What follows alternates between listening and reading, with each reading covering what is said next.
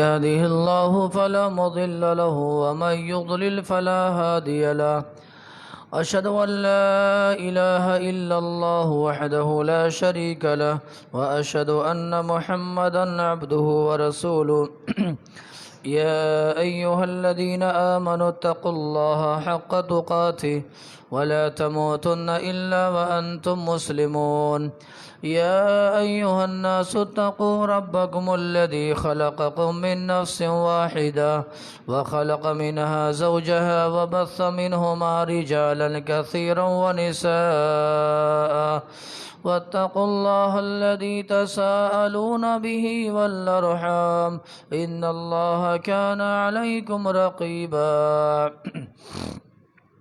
يا أيها الذين آمنوا اتقوا الله وقولوا قولا سديدا يصلح لكم أعمالكم ويغفر لكم ذنوبكم ومن يطع الله ورسوله فقد فاز فوزا عظيما أما بعد فإن خير الحديث كتاب الله وخير الهدي هدي محمد صلى الله عليه وسلم وشر الأمور محدثاتها وكل محدثة بدعة وكل بدعة ضلالة وكل ضلالة في النار أعوذ بالله السميع العليم من الشيطان الرجيم بسم الله الرحمن الرحيم قال الله تبارك وتعالى في القرآن العظيم إنما يعمر مساجد الله من آمن بالله واليوم الآخر وأقام الصلاة وآتى الزكاة ولم يخش إلا الله ہر قسم کی بڑائی کبریائی اور حمد و ثنا اس اللہ وحدہ لا شریک خالق کائنات مالک ارض و سما کے لیے لائق و زیبا ہے، جس اللہ تبارک و تعالیٰ نے مجھ اور آپ کو پیدا فرمایا اور بے شبہ انگنت نعمتوں سے نوازا۔ ہم سب مل کر اسی اللہ وحدہ لا شریک کی بڑائی بیان کرتے ہیں۔ بعدہ صلاۃ و سلام ہو تمام ہی انبیاء کرام پر، خصوصاً ہم سب کے آخری نبی آقائے نامدار تاجدار مدنی ساقی کوثر شافع محشر حضرت محمد الرسول اللہ صلی اللہ تعالی علیہ وسلم پر، جنہیں اللہ تبارک و تعالی نے اس کائنات کا رحمت للعالمین بنا کر کے مبعوث کیا۔ اللہم صلی وسلم وبارک علیہ۔ قابل احترام بزرگوں، عزیز ساتھیوں، نوجوان دوستوں اور معزز خواتین اسلام، اس مختصر سے حمد و صلات کے بعد اللہ کی توفیق اور اس کی مدد سے قرآن مجید کی ایک آیت کریمہ آپ کے سامنے تلاوت کی گئی ہے۔ انشاءاللہ العزیز اسی کی مناسبت سے مساجد کی جو عظمت اور اس کا جو مقام اور مرتبہ ہے، اور مساجد کے خلاف چلنے والی جو سازشیں ہیں، انشاءاللہ العزیز اس حوالے سے آج کے خطبہ جمعہ میں کچھ باتیں رکھنے کی سعادت حاصل کر رہے ہیں۔ اللہ سے مل کر کے دعا فرمائیں، اللہ تعالیٰ کہنے اور سننے سے زیادہ اللہ عمل کی توفیق نصیب فرمائے۔ ہم سب کی حاضری کو اللہ تعالیٰ شرف قبولیت سے نوازے، آمین۔ قرآن مجید کی جو آیت کریمہ میں نے پڑھی ہے، اللہ تعالیٰ نے فرمایا کہ مساجد کو وہی لوگ آباد رکھتے ہیں جو اللہ پر ایمان رکھتے ہیں، آخرت پر ایمان رکھتے ہیں، اور اسی طریقے سے نمازوں کا اہتمام کرتے ہیں، اپنے مال کی زکوٰۃ دیتے ہیں، اور اللہ کے سوا کسی سے ڈرتے نہیں ہیں۔ اس آیت کریمہ میں اللہ تبارک و تعالیٰ نے بنیادی طور پر ان لوگوں کا تذکرہ کیا ہے جو مساجد کو تعمیر کرتے ہیں، مساجد کو آباد کرتے ہیں، مساجد کی خدمت کرتے ہیں، مساجد کی دیکھ ریکھ کرتے ہیں، اور مساجد کا اپنی طاقت اور قوت بھر اس کا خاص خیال رکھتے ہیں، اور مساجد کی جو عظمت ہے، اس کا جو تقدس ہے، اس کا پاس و لحاظ رکھتے ہیں۔ اللہ نے کہا در حقیقت یہی لوگ جنتی ہیں، اور یہی لوگ اللہ تبارک و تعالیٰ کے پسندیدہ ترین لوگوں میں ان کا شمار ہوتا ہے۔ دیکھیں دنیا میں جتنی مساجد ہیں نا، یہ سب اللہ کے گھر ہیں، اس لیے ان کو بیوت اللہ کہا جاتا ہے، بیوت الرحمن کہا جاتا ہے، یا یہ اللہ کے یہ گھر ہیں، یہ رحمان کے یہ گھر ہیں۔ اور اسی طریقے سے جب یہ اللہ کا یہ گھر ہو گیا، رحمان کا یہ گھر ہو گیا، تو اس کا کوئی اونر نہیں ہوتا، اس کا کوئی مالک نہیں ہوتا ہے۔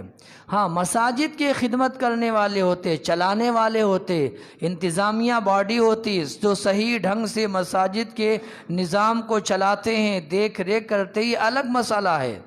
لیکن مسجد اللہ کا یہ گھر ہے، اللہ تبارک و تعالی کے نام پر بنایا گیا، اللہ تبارک و تعالیٰ کی طرف منسوب کیا گیا یہ گھر ہے، اس لیے اس کو مسجد الرحمان کہا جاتا ہے۔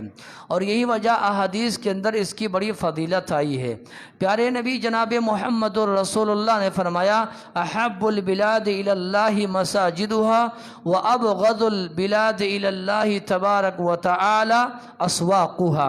اللہ تبارک و تعالیٰ نے فرمایا، نبی کریم صلی اللہ علیہ وسلم کی حدیث ہے، آپ علیہ السلام نے فرمایا کہ اللہ تبارک و تعالیٰ کے نزدیک سب سے محبوب ترین اگر کوئی مقام ہے وہ اللہ کا یہ گھر ہوتا ہے۔ یہ روحانی مرکز ہے، یہ ایمانی تربیت گاہ ہے۔ یہاں سے سبحان اللہ دین اسلام کی نشر و اشاعت کا کام ہوتا ہے۔ اور اسی طریقے سے اللہ تبارک و تعالیٰ کے نزدیک جو سب سے مبغوض ترین مقام اور ناپسندیدہ جگہ ہے وہ بازار ہے، بازار۔ یہ الگ مسئلہ ہے، وجہ اس کی علماء نے یہ بیان فرمائی ہے کہ چونکہ بازار میں ہر قسم کا فریب ہوتا ہے، دھوکہ ہوتا ہے، بے ایمانی ہوتی ہے، ناانصافی ہوتی ہے، ناپ تول میں کمی ہوتی ہے، لوٹ مار ہوتا ہے، ساری چیزیں ہوتی ہیں۔ اس لیے اللہ تبارک و تعالیٰ کے نزدیک سب سے ناپسندیدہ مقام یہ بازار ہے۔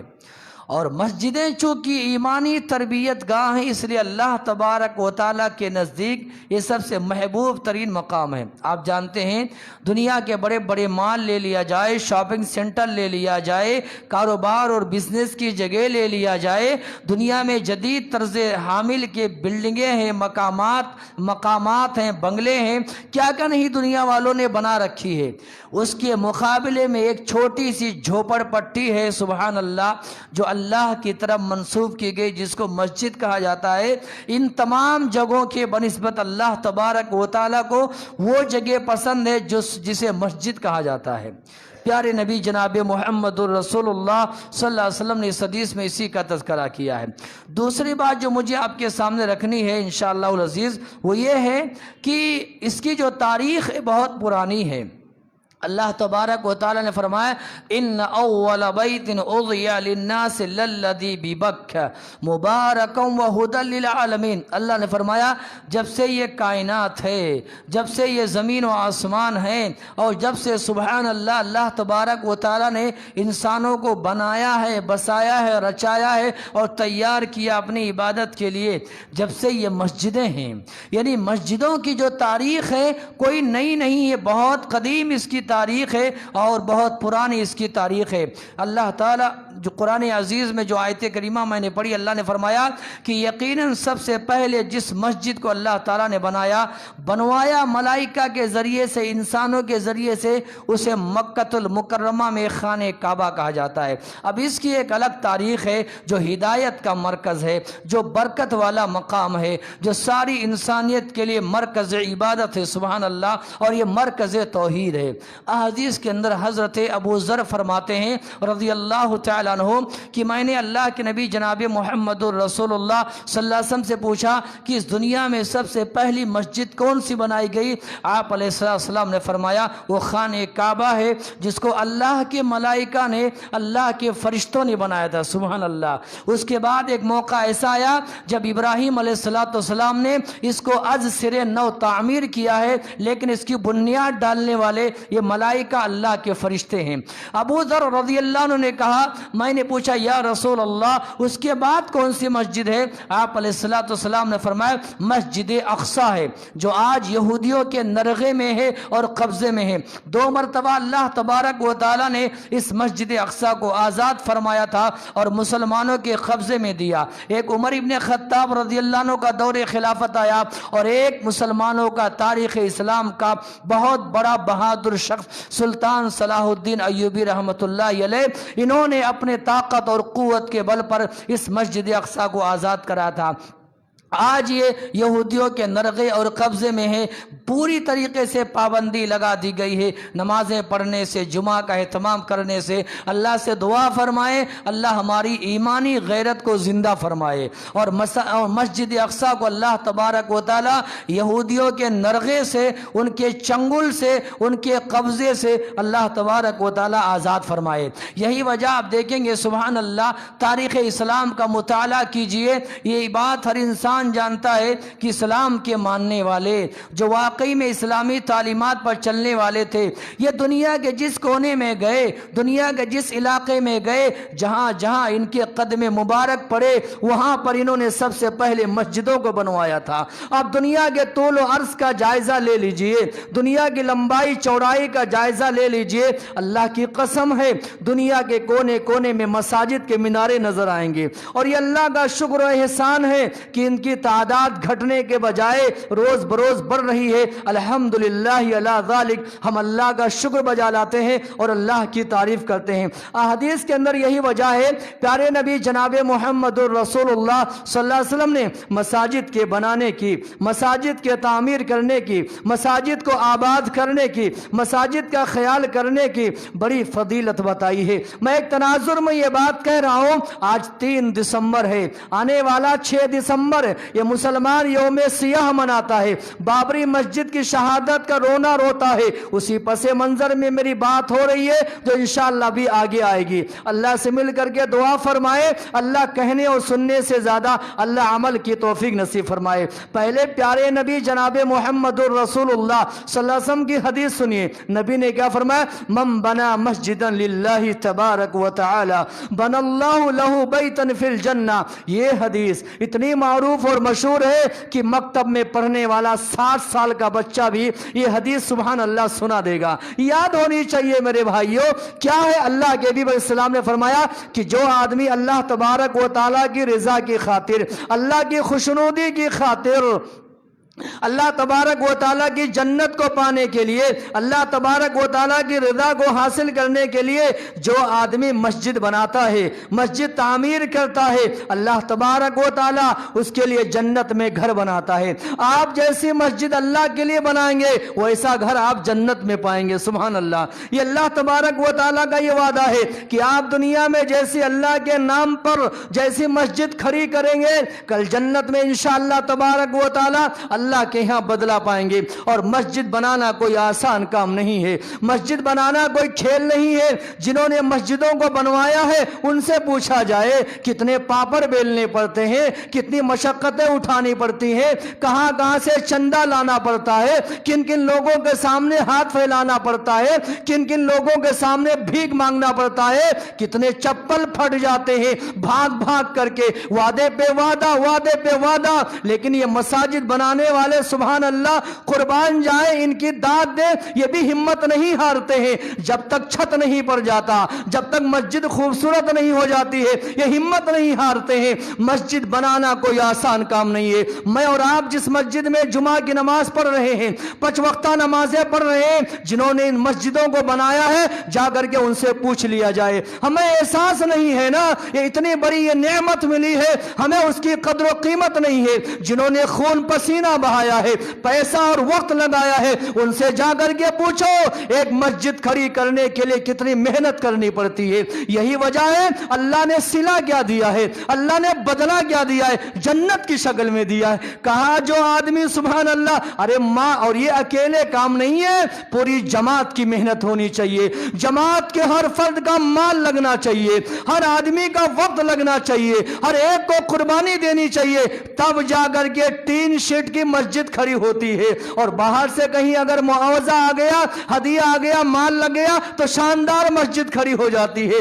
اس لیے اللہ نے اتنا بڑا صلہ دیا ہے نا کہ جو آدمی کوئی مسجد تعمیر کرتا ہے، اکیلے آدمی کھڑے ہو جاتا ہے، میں اکیلا ہی چلا تھا جانب منزل مگر لوگ ساتھ آتے گئے اور کارواں بنتا گیا، کھڑا ایک کو ہونا پڑے گا اور پوری جمعیت اس کا ساتھ دے گی انشاءاللہ تبارک و تعالی۔ یہ عزم پیدا کرو یہ ہمت پیدا کرو، اور بدلہ تو سن لیجئے نا، اللہ کے حبیب علیہ السلام نے کیا فرمایا؟ جو آدمی اللہ کے لیے گھر بناتا ہے، ایک حدیث میں کیا کہا گیا؟ کمفحص فتات او اصغر، پوری مسجد نہیں بنا سکتے ہو نا، چڑیے کے گھونسلے کے برابر، چڑیے کے گھونسلے میں آپ کی انگلی بھی نہیں جائے گی، یہ ہتھیلی بھی نہیں جائے گی۔ نبی نے مثال دے کر کے سمجھایا ہے، مساجد کی عظمت کو بیان کیا ہے، چڑیے کے گھونسلے کے برابر اللہ کے لیے گھر بناؤ گے، اللہ تمہارے لیے جنت میں گھر بنائیں گے انشاءاللہ تبارک و تعالی۔ خاص طور پر اہل توحید کی جہاں مساجد بن رہی ہے، آپ کا مال لگنا چاہیے، آپ کا وقت لگنا چاہیے، آپ کے مشورے لگنے چاہیے، خیر خواہی کا جذبہ ہونے چاہیے۔ اگر آپ کے پاس مال نہیں ہے نا، پیسہ نہیں ہے نا، آپ جا کر کے محنت کیجئے، گارا ہے، ماٹی ہے، سیمنٹ ہے، ریتی ہے، کیا کیا چیزیں نہیں ہے، اٹھا کر کے لگائیے، محنت کیجئے۔ آپ دنیا میں اللہ کا ایک گھر کھڑا کریں گے، اللہ آپ کے لیے جنت میں گھر کھڑا کرے گا انشاءاللہ تبارک و تعالی۔ اور بات میں بڑی تیزی سے کہہ رہا ہوں، وقت بڑی تیزی سے گزر رہا ہے، میں آپ کو یہ بات بتانا چاہتا ہوں، اللہ نے جنہیں مال نہیں دیا ہے، پیسہ نہیں دیا ہے، وہ محنت کریں، اور اللہ نے جنہیں مال دیا ہے ان کے لیے میرا یہ پیغام ہے، وہ عثمان غنی، کیا نام میں نے لیا ہے؟ سبحان اللہ، قربان جائے، اور یہ داماد رسول ہیں، یہ عثمان ذی النورین ہے، انہیں عثمان غنی یوں ہی نہیں کہا گیا۔ عثمان غنی کو جتنے مالدار ہیں وہ اپنا رول ماڈل بنائیں، کیا بنائیں؟ رول ماڈل عثمان غنی کو بنائیں۔ سبحان اللہ، کیسے؟ پیارے نبی جناب محمد رسول اللہ صلی اللہ علیہ وسلم نے مسجد بنائی، جانتے ہیں تنگ ہو گئی، جیسے یہ مسجد تنگ ہو رہی ہے، شکوے آ رہے، شکایتیں آ رہی ہے، چھوٹی ہو رہی ہے مسجد، جمعہ میں ناکافی ہو رہی ہے، یہی شکوے آ رہے ہیں، یہی شکایتیں آ رہی ہے۔ پیارے نبی جناب محمد رسول اللہ صلی اللہ علیہ وسلم کے زمانے میں نبی نے جو مسجد بنائی نا، وہ تنگ پڑ گئی۔ نبی علیہ السلام منبر پر کھڑے ہوئے، نبی نے اعلان کیا، قبلہ سمت والی جگہ کون خریدے گا اور وقف کر دے گا؟ میں محمد صلی اللہ علیہ وسلم، میں جنت کی بشارت دیتا ہوں۔ قربان جائے، عثمان غنی نے کہا یا رسول اللہ جنت ملے گی؟ نبی نے کہا عثمان وَلَكَ الْجَنَّةِ، جنت ہے تمہارے لیے، جنت ہے تمہارے لیے۔ عثمان غنی نے مال لگایا، زمین خریدی، مسجد نبوی کے لیے وقف کر دیا۔ پیارے حبیب علیہ السلام نے منبر سے 8 مرتبہ عثمان غنی کے لیے جنت کی بشارت سنائی۔ مدینے میں ایک کنواں تھا، میٹھے پانی کا کنواں تھا، مسلمانوں کو پینے کے لیے بڑا مشکل ہوتا تھا۔ اللہ کے حبیب علیہ السلام نے فرمایا کون ہے یہ کس کنویں کا پانی خرید لے، یہ کنواں خرید لے، مسلمانوں کے لیے وقف کر دے، میں جنت کی بشارت دیتا ہوں۔ عثمان غنی کھڑے ہوئے کہ یا رسول اللہ یہ کنواں میں یہودی سے خرید کر کے مسلمانوں کے لیے وقف کرتا ہوں، میرے بچوں کی پراپرٹی نہیں ہوگی، میرے بچوں کی ملکیت میں نہیں ہوگی، سارے مسلمان جب چاہے جس وقت چاہے فائدہ اٹھا لے۔ سبحان اللہ، یہ پیغام دیا ہے میرے آپ کے نبی جناب محمد رسول اللہ صلی اللہ علیہ وسلم نے۔ اس لیے مالداروں کو چاہیے عثمان غنی کو رول ماڈل بنائیں، اور غریبوں کو چاہیے محنت کرنا سیکھیں، پسینہ بہانا سیکھیں، مشقت کرنا سیکھیں میرے بھائیوں۔ اور ایک بات یہاں پر کہنا چاہوں گا، امت کی مائیں بہنیں بھی ہیں، یہ نہ سمجھے کہ مسجدیں بنانا خالی مردوں کا کام ہے۔ آئیے میں آپ کو بتاتا ہوں خواتین نے کیسے قربانیاں دی ہے۔ برطانیہ کا نام آپ نے سنا ہے نا، انگلینڈ، برطانیہ، ذرا سن لیجئے اور ہوش کے ناخن لیجئے اور امت کی خواتین کو سلام کیجئے، ان کے جذبے کو سلام کیجئے، ان کے جذبے کی قدر کیجئے۔ جانتے ہیں برطانیہ میں آج سے 100 سال پہلے مسجد کا نام و نشان نہیں تھا۔ ایک شخص مسلمان ہوا، اس نے یہ ٹھان لیا میں مسلمان بن گیا ہوں، میرا گھر بن گیا ہے، اللہ کا گھر بھی بننا چاہیے۔ سبحان اللہ، ارے یہ جذبے پیدا کرو، یہ جذبے اللہ کو پسند ہے، یہی جذبے اللہ کو مطلوب ہے۔ اس نے ٹھان لیا، پیسہ نہیں تھا اس کے پاس، ایک خاتون کو یہ بھنک لگ گئی، برطانیہ میں مسجد کے لیے زمین خریدا گیا ہے، اس نے کہا سارا مسجد میں اکیلے بنواؤں گی، اور میں یہ نہیں بتاؤں گا وہ خاتون ہندوستان کی رہنے والی تھی، نام نہیں لوں گا۔ کبھی آپ بھی تحقیق کریں، ریسرچ خرچ کریں. وہ ہندوستان کے رہنے والی خاتون تھی. اس نے کیا کیا معلوم ہے؟ اپنے مال کا تیسرا حصہ نکال کر کے مسجد بنانے کے لیے وقف کر دیا, دے دیا بڑا مال. تعمیری کام شروع ہو گیا. ایک کرسچن وہاں سے گزرا. اس نے کہا ارے اس برطانیہ میں کوئی مسلمان نہیں ہے تو مسجد بنا کر کے کیا کرو گے؟ کون آئے گا نماز پڑھنے کے لیے؟ کون اسے آباد کرے گا؟ کون سجدے کرے گا؟ اس خاتون نے بھانپ لیا تھا یہ مستقبل اسلام کا ہے, فیوچر اسلام کا ہے. یہ دنیا میں جتنے باطل مذاہب ہیں انہیں نیست و نابود ہونا ہے, فنا ہونا ہے. دنیا میں ایک وقت آئے گا جب صرف لا الہ الا اللہ کی صدا گونجے گی. انشاءاللہ تو بولیے نا انشاءاللہ تبارک و تعالی. اس خاتون نے بھانپ لیا, کہا کوئی پڑھنے والا ہو یا نہ ہو, آباد کرنے والا ہو یا نہ ہو, میں مسجد بنا کر کے دم لوں گی. کام مکمل ہو گیا, مسجد کھڑی ہو گئی. اس خاتون نے ایک چراغ جلایا. آج کی تاریخ میں اللہ کی قسم ہے برطانیہ میں 200 سے زائد مساجد ہیں. چراغ ایک جلایا گیا, آج 200 چراغ جل رہے ہیں. آپ اٹھیے تو یہ شمع لے کر کے اٹھیے, اسے جلائیے, روشن کیجئے. ماچس آپ لگا کر کے توحید کی دیا جلائیں گے, پیچھے پورا سبحان اللہ پورا کارواں نظر آئے گا. اس خاتون نے اتنا بڑا کام کیا, اور جس اسلام کو مٹانے کی بات ہو رہی تھی برطانیہ میں, آج وہاں پر 200 سے زائد توحید کے مراکز ہے سبحان اللہ, جہاں پر اسلام والے اور ایمان والے بسے ہیں. اس لیے نا پیارے نبی جناب محمد الرسول اللہ نے فرمایا من بنا مسجد للہ بن اللہ لہ بیتن فی الجنہ. جو اللہ تبارک و تعالیٰ کے لیے ایک مسجد کھڑی کر دے گا, تین شیڈ کی کیوں نہ ہو, اللہ اس کے لیے جنت میں گھر بنائے گا. اور ایک اور میں جلدی سے دو باتیں کہہ کر کے انشاءاللہ تبارک و تعالیٰ میں بات جو اصل رکھنا ہے یہ اسی تناظر میں میری بات ہو رہی ہے, اسی پس منظر میں ہو رہی ہے.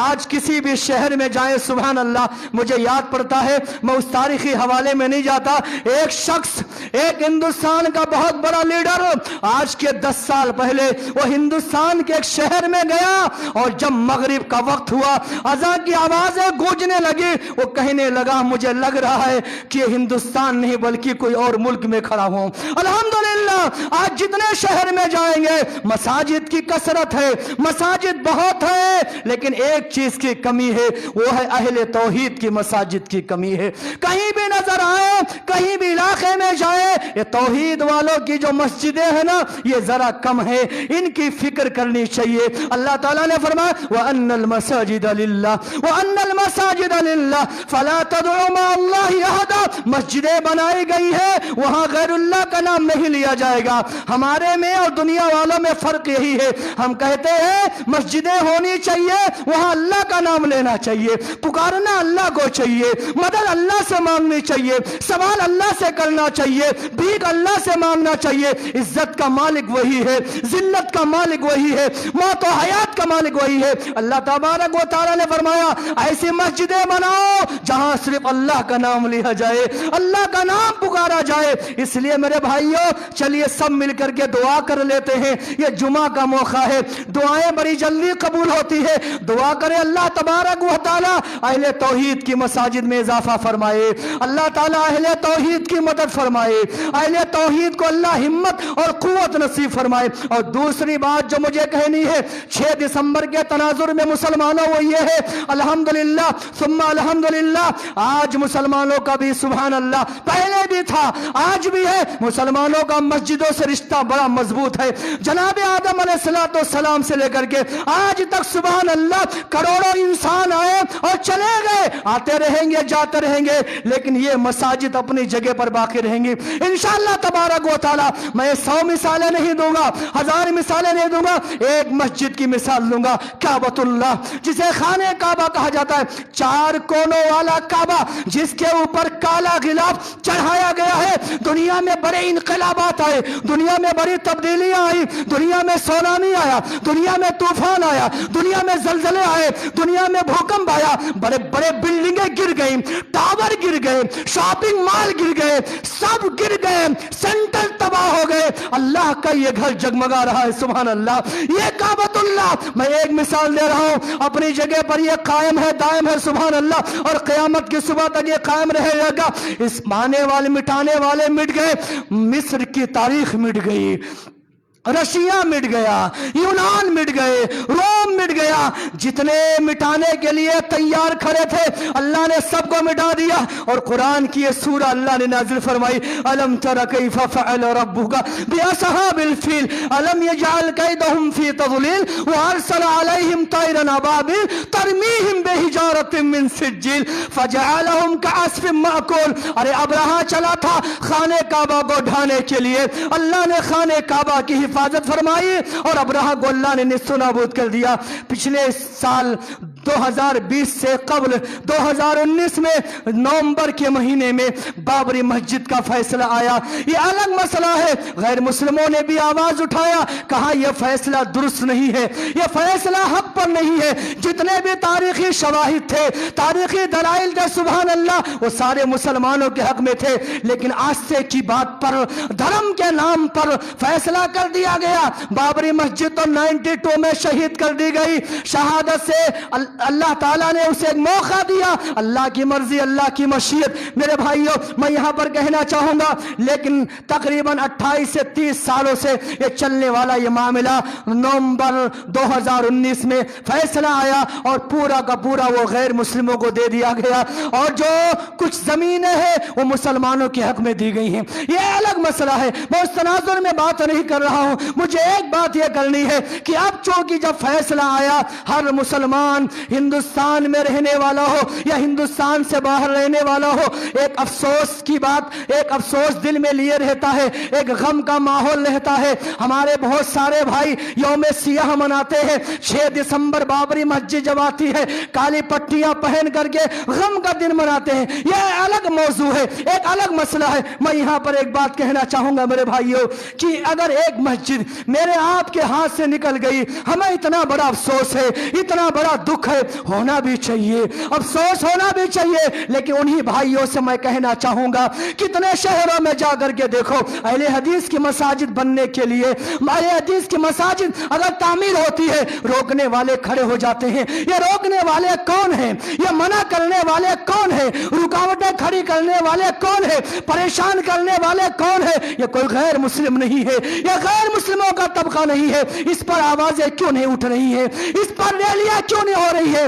اس پر پروٹیسٹ کیوں نہیں ہو رہے؟ مسجد یہ ہر جماعت کا حق ہے، الحمدللہ ثم الحمدللہ۔ اس مسجد میں 10 سال سے خدمت کر رہا ہوں، آج تک اللہ کے فضل و کرم سے کوئی یہ نہیں کہہ سکا ہے کہ اس مسجد میں نماز پڑھنے سے روکا گیا۔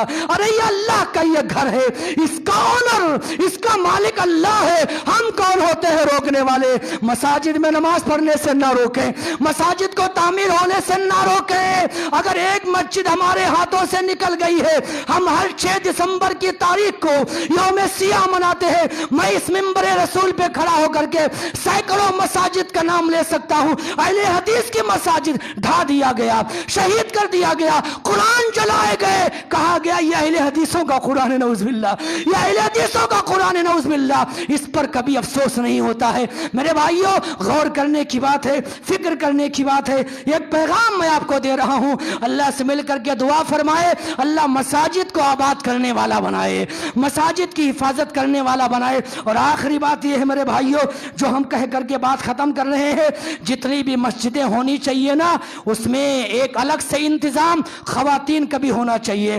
اس پر بھی کوئی آواز نہیں ہے، اس پر بھی کوئی تائید نہیں ہے۔ خواتین کا حق ہے مساجد میں آنے دیا جائے، با پردہ ہو کر کے آئیں، با حجاب ہو کر کے آئیں، خوشبو لگا کر کے نہ آئیں، زیب و زینت کر کے نہ آئیں، الگ سے انتظام ہونا چاہیے۔ پیارے نبی جناب محمد الرسول اللہ نے فرمایا، لا تمنعوا اماء اللہ مساجد اللہ، اللہ کی بندیوں کو اللہ کے گھروں سے نہ روکو۔ یہ شہر شاہ پور میں واحد یہ مسجد ہے جہاں خواتین کو ان کا حق دیا گیا۔ اللہ کی قسم ہے، اتنے سالوں سے خواتین آ رہی ہیں، مجھے تعجب ہوتا ہے، بازار جائیں تو فتنہ نہیں، مارکیٹ جائیں تو فتنہ نہیں، شادی بیاہ میں جائیں تو فتنہ نہیں، آٹو میں بیٹھ کر کے جائیں تو فتنہ نہیں، کالج جائے تو فتنہ نہیں، پڑھنے پڑھانے کے لیے جائے تو فتنہ نہیں، اکیلی عورت دنیا جہاں کی سیر کرے فتنہ نہیں ہے، اللہ کے گھر کو آئے تو فتنہ ہے، ایک عجیب تماشا ہے، کھلواڑ بنا دیا ہے تم نے، دین کا مذاق بنا دیا ہے تم نے۔ ایسا نہ کرو اللہ کے واسطے، اللہ سے ڈرو، اللہ سے ڈرو۔ خواتین کا حق ہے انہیں مساجد آنے دیا جائے، ان کا انتظام کیجئے، ان کا اہتمام کیجئے، ایسا ہونا چاہیے میرے بھائیوں۔ یہ پیارے نبی جناب محمد الرسول اللہ صلی اللہ علیہ وسلم کی تعلیمات ہیں۔ پیارے نبی جناب محمد الرسول اللہ صلی اللہ علیہ وسلم کے زمانے میں، آج بھی جاؤ مکے میں جاؤ باب النساء ہے، مدینے میں جاؤ باب النساء ہے، قرآن کھولو سورۃ النساء ہے۔ سبحان اللہ سبحان اللہ، قربان جائے، مکے میں خواتین کے لیے باب النساء دروازہ رکھا گیا ہے، مدینے میں رکھا گیا ہے۔ قرآن کھولیے سورۃ النساء آپ کو ملے گا، جہاں اللہ تبارک و تعالیٰ نے عورتوں کے مسائل کو بیان کیا ہے۔ پیارے نبی جناب محمد الرسول اللہ صلی اللہ علیہ وسلم جمعہ کی نماز پڑھاتے تھے، 5 وقتہ نمازیں پڑھاتے تھے۔ خواتین اپنے بچوں کو لے کر کے آتے تھے، بچے رونے لگتے تھے، اللہ کے حبیب علیہ السلام فرماتے ہیں میرا ارادہ یہ ہوتا تھا نماز میں لمبی کروں گا، بچے رونے لگتے تھے، میں ان بچوں کے رونے کی وجہ سے سورہ اخلاص پڑھا کر کے رکوع میں چلے جاتے تھے تاکہ بچے کی ماں کو تکلیف نہ ہو۔ سبحان اللہ، یہ ہمارے نبی جناب محمد الرسول اللہ صلی اللہ علیہ وسلم، اور یہ نبی کا پیغام ہے۔ اللہ سے مل کر کے دعا فرمائے، بہت ساری باتیں ہیں جنہیں انشاءاللہ آئندہ جمعہ مکمل کریں گے۔ اللہ سے مل کر کے دعا فرمائے، اللہ کہنے اور سننے سے زیادہ اللہ عمل کی توفیق نصیب فرمائے۔ اللہ تعالی